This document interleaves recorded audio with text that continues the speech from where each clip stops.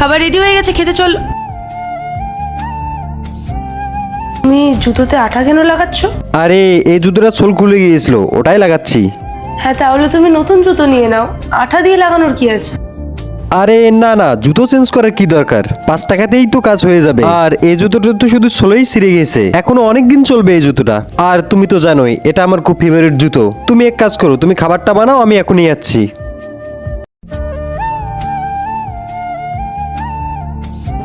এই নাও চা। হুম। তুমি এই শার্টটা কেন পরেছো? কেন, কি হয়েছে? এটা ছেঁড়া। এটা?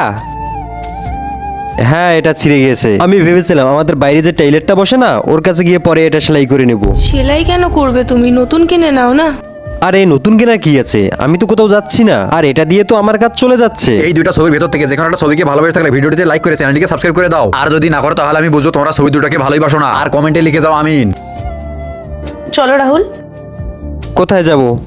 তোমার জন্য শপিং করতে, নতুন জুতো আর শার্ট নিতে। নতুন জুতো আর জামা নিব?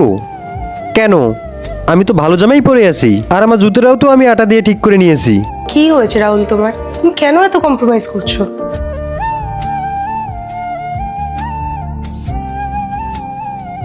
প্লিজ বলো রাহুল, কি হয়েছে তোমার?